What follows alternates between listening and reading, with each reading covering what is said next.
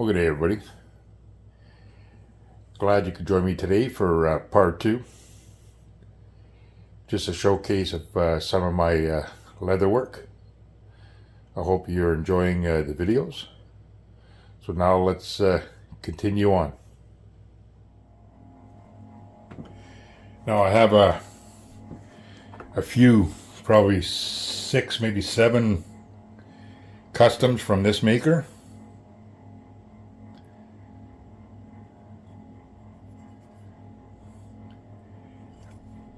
All the knives that I purchased from him, except one, had no sheath. I figured, you know what, I'll make my own sheaths. Now, again, this is what I came up with, using an inlay in my sheath. That's an arrowhead.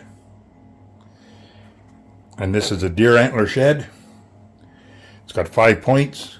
That represents the 10-point buck that I harvested in 2020. So that's what I came up with to represent my kill.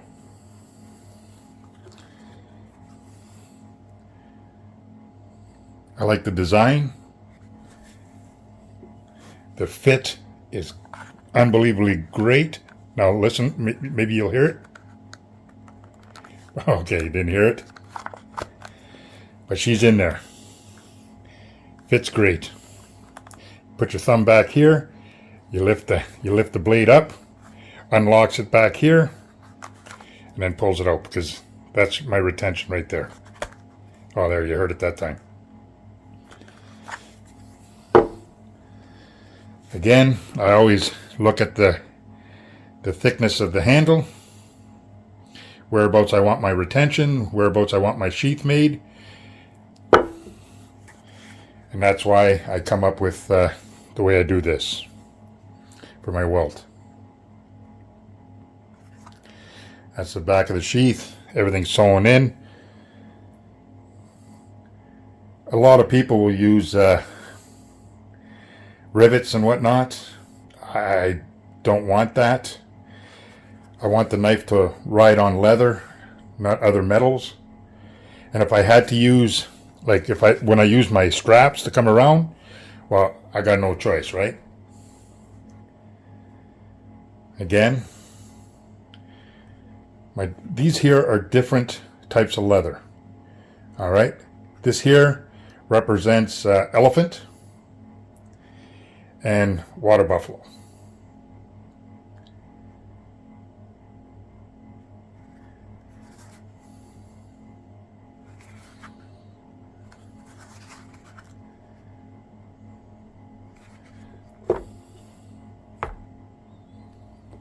So that was my next blade, my next sheath.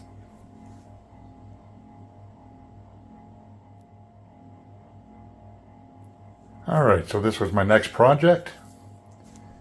Magnifying glass for solar ignition, starting fires.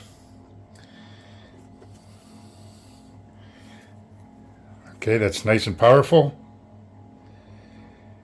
Wrapped in, this here is wrapped in 4-ounce leather.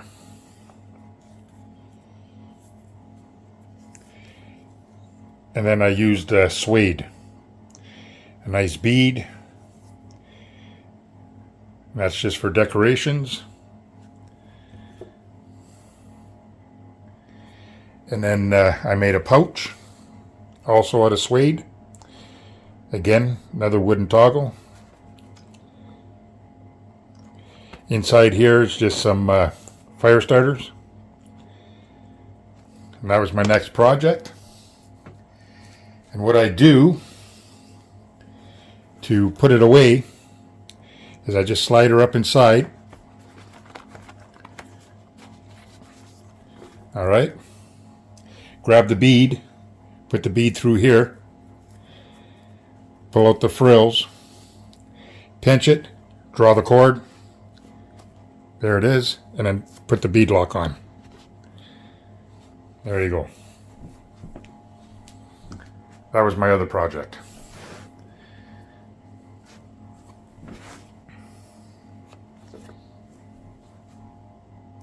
Something simple,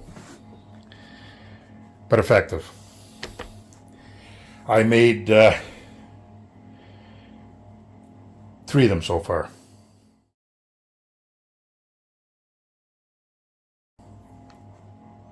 That's mine.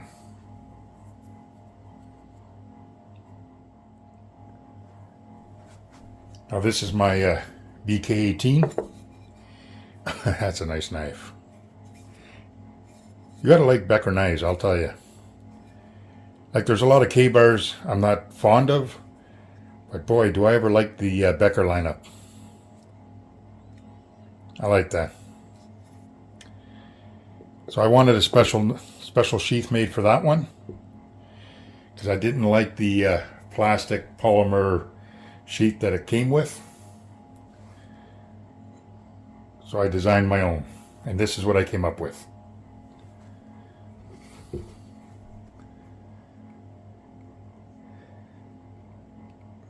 Again, I'm getting a little bit better on my tooling. And I'm trying to think outside the box and come up with different ideas to make my sheaths. And also different ways to make my leg drop, my dangler. So this is what I did. I did the same as in the front. In the back, this is all one piece, and that's how I sewed it together.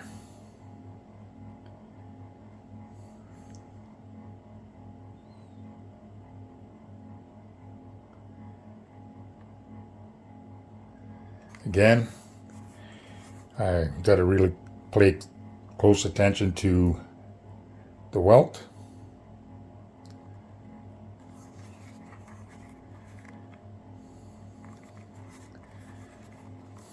This is nice. Everything's stitched, but you notice, see, you don't see the stitch line across here.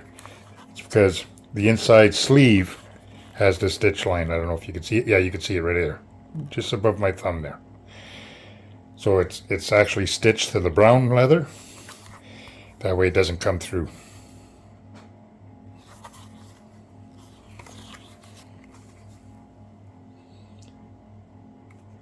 That has excellent retention.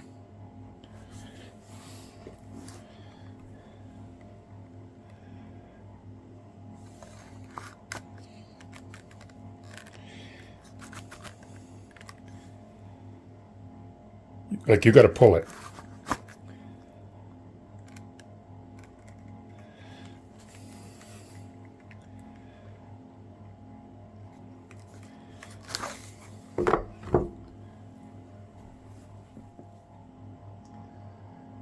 All right, again, another custom. That's his Kephart design, full convex. Great tool right there. Great tool. So I wanted something different for this. And looking at all the Scandinavian knife, Lapland knives and all that, and their type of sheaths, well, this is my design. I had some leftover suede, so I made a decorative piece there, again stitched on. More tooling, and this is where I started to put the darker color around the edges. Again, paid attention to the width of the welt, the back. Everything's stitched, and everything's glued. Okay, I use a lot of contact cement. If anything happens to that stitching, you don't got no worries, because man, oh man, that contact cement is doing its thing. At this point, the stitching is helping, but it's more decorative.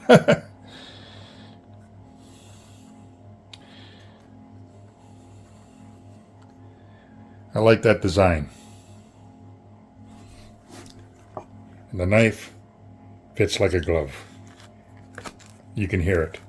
And you're not taking that out. Again, you got to use this thumb ramp that I made. Okay?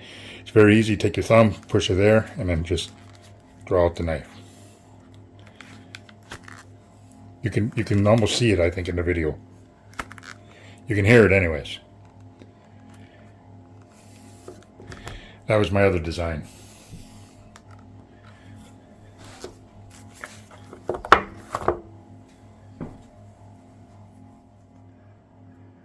Alright, so this is my odds and ends. I have a lot of military mess kits, cutlery, stuff like that.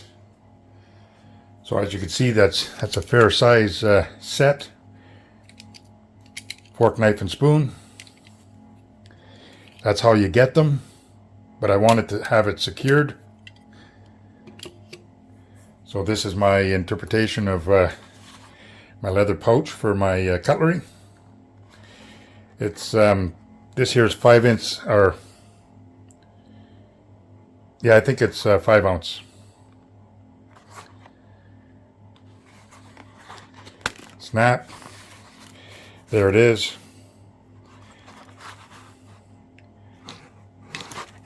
Fits good. I made 4 or 5 of these already. It's you know what, you throw that in with your cook kit, and it just keeps everything from getting scratched up and beat up and whatnot. And so I made that for my cutlery. I use a lot of leather strops, but I also made myself this pouch. Okay, buffalo leather. I believe this is 3.5 ounce. Deer antler toggles, and in here I have a striker, some fat wood. I have char cloth, you know, stuff like this. I got birch bark, pine needles, anything to start a fire with in this little pouch. And it's very easy to operate. You just take this here toggle, turn it up sideways. There it is. Very easy, comes off. And then you could just slide her over, open her up, and then you got everything inside here. Just open up the leather. Okay, and on top here, I have just another piece of buffalo leather, and that just gives you something to work on. You can use it to, when you got hot pans and pots that you want to grab, fold it up, use that, and this is what I mean by my starter kit. You know, old man's beard, pine needle, birch bark, ferro rod, chunks of chaga, anything you want to start a fire with is in there. Okay, so that was my odds and ends, I call. All right, again, from the same maker. Okay, this is like his camp muck or type of mesmic style knife. Beautiful camp knife. Scandi. Now I got 2 of these. And because they're custom, they're not the same. Close, but not the same fit. And again, this is the sheet that I made for it. Flames, orange for the pins. Nice and thick welt. Everything stitched. Good retention in there also. Now I like the shape of this. It's simple, but the retention is great. Just push her down. She ain't going nowheres. And I like that. Lift it up, pull her out. So that was just another design.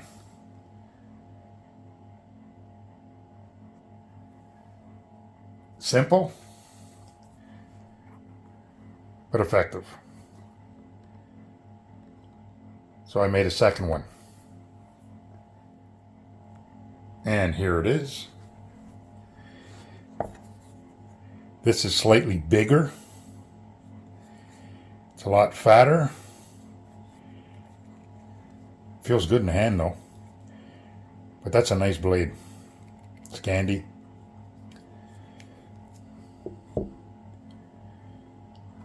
I like the way the sheath looked.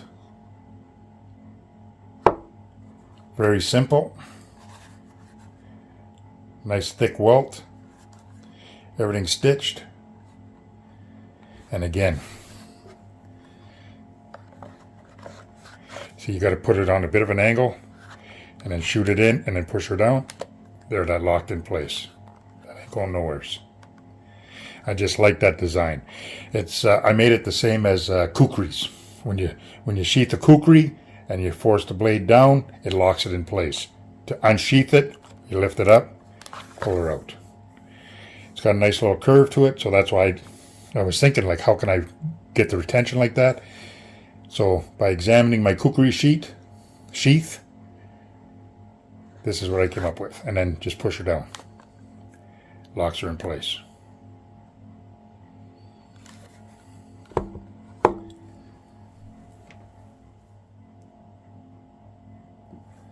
All right. Knife comes from the UK. Very small. Deadly, deadly sharp. Look at the edge on that. That's polish. That's deadly sharp, this thing. I'm telling you, I would not lend this blade out. If someone wanted to use one of my knives, this one, I would not give them. Because man, oh man, that's a razor blade. Very small. Very nice. It'd make a great neck knife. But what I did is I just made a simple belt sheath. Very simple. Very small. This here was all made with scrap leather that I had left over from making other sheaths. I keep all my scraps, no matter how small they are, for simple projects. And that's where this one came from, scrap leather. Again, put it to the top, slide it in the back here, in the top, and then push her down just like a kukri. To take it out, lift up here, see, you got a little bit of play there, lift it up, pull it out. Push her in, push her down, that son of a gun ain't going nowheres. Very simple design. Recycled material.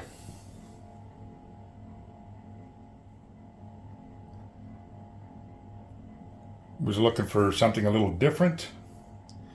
Again, playing around with some tooling. This would make an excellent kitchen knife. It's thin, Scandi grind, but it's a small Scandi. You can make a lot of feather sticks all day long with this son of a gun. I like the cap part though a little bit better, but for a kitchen knife, this is a knife. Nice size.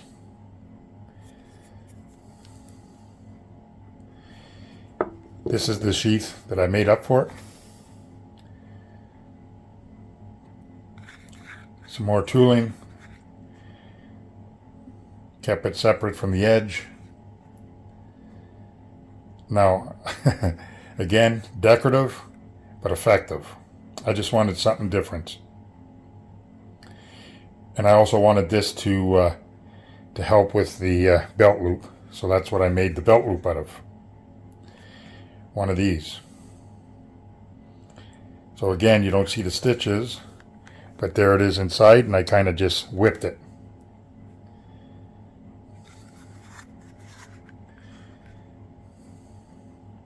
All you see right there is one stitch here and one stitch there, just to hold it in place, because that is a small knife.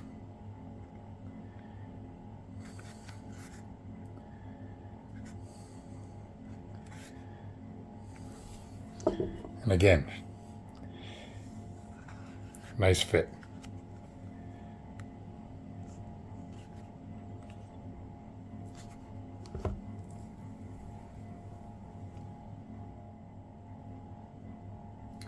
This one here is also a camp muck, but it's small.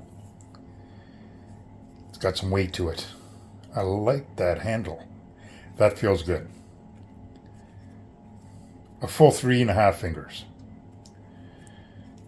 But that's a nice camp knife. That whittles excellent, and feather sticks great. It's got like a Scandi convex type grind to it. Scandivex. This is the sheath that I came up with. Again, the inlay.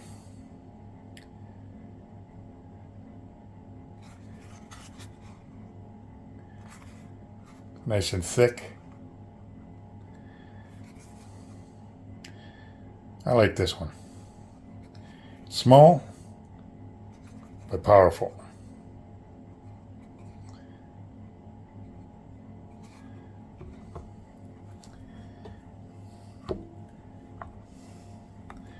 Great fit. Again, a little bit on an angle for the top. Okay, see? Right there. And then that's it.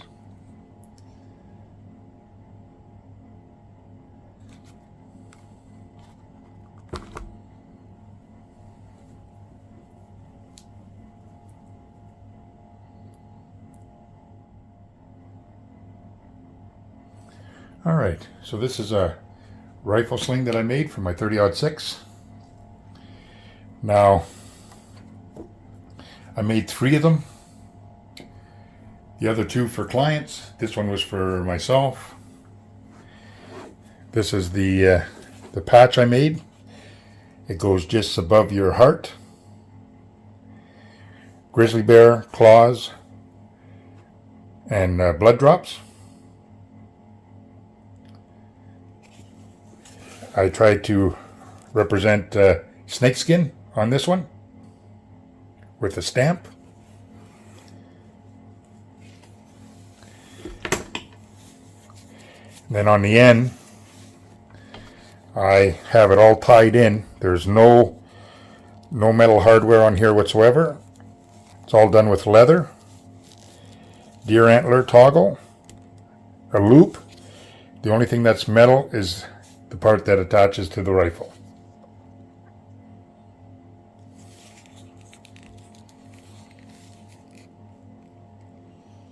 And both ends are the same.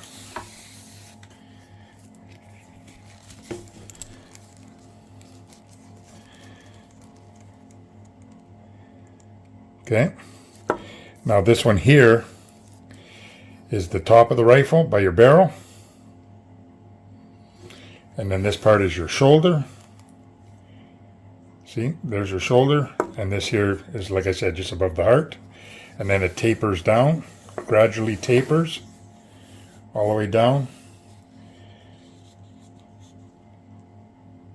to this part here, where it goes to the bottom of your stock.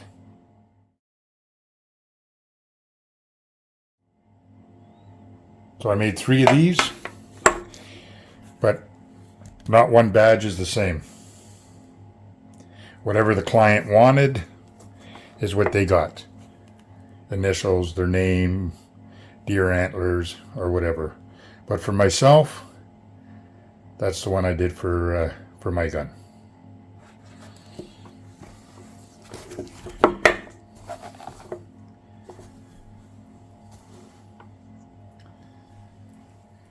I'm not going to name the knife makers, but this is a custom. I just put out the series of videos on the making of this sheath.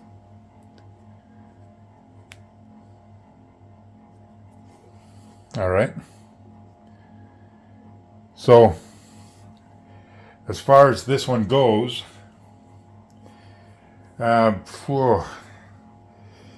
it's all 10-ounce leather.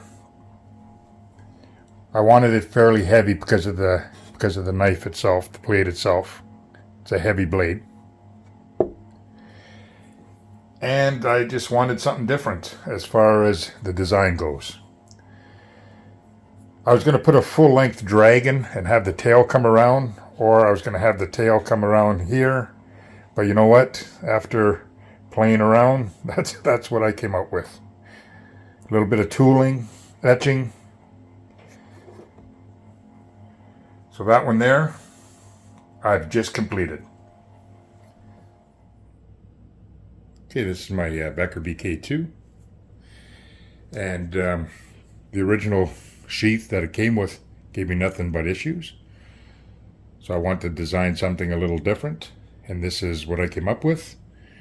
Now, the thickness of the scales and the 1/4-inch thickness stock makes it pretty wide, eh?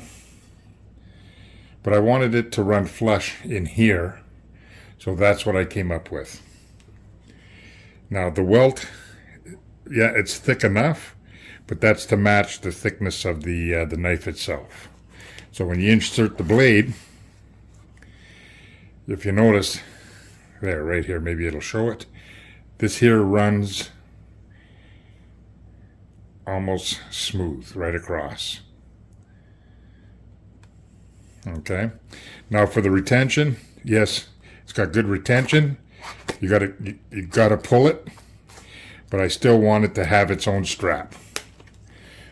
That way you're not going to lose it, because this here is a very, very heavy knife. So, you still push off right here with your thumb. But I wanted to do the design front and back. And I transferred this shape right to the back of the belt loop. Right here.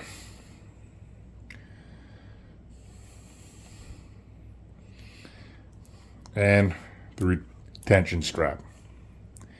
So that was what I came up with for my BK2.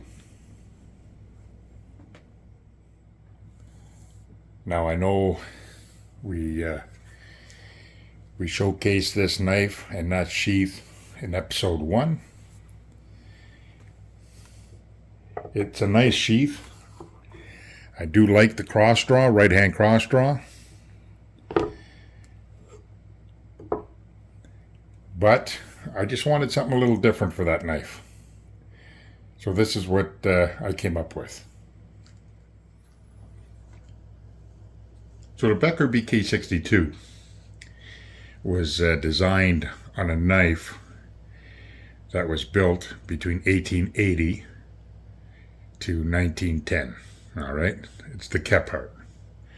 And in keeping up that style, I wanted to design this sheath here. To me, this is kind of like old school, frontier style. I have the tassels on it, but I also wanted it to be a right hand or left hand draw. Inside the sheath itself, it has a wood insert, which I'll show now.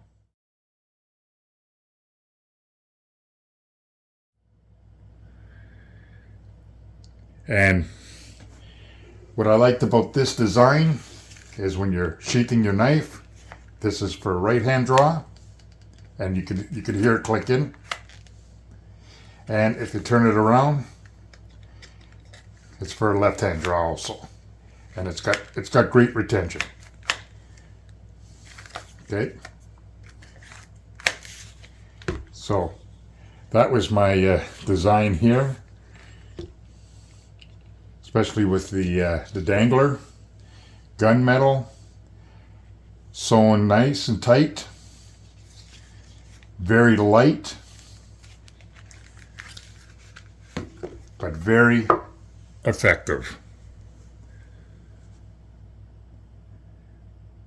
So I thank you very much for dropping in for the last couple of videos, showcasing some of the leather work I do. It's always appreciated when you guys drop by. Now, don't forget to give me a thumbs up, subscribe to my channel, leave a comment. You guys take care, and it's never too late to start a new craft. Later, guys. Bye now.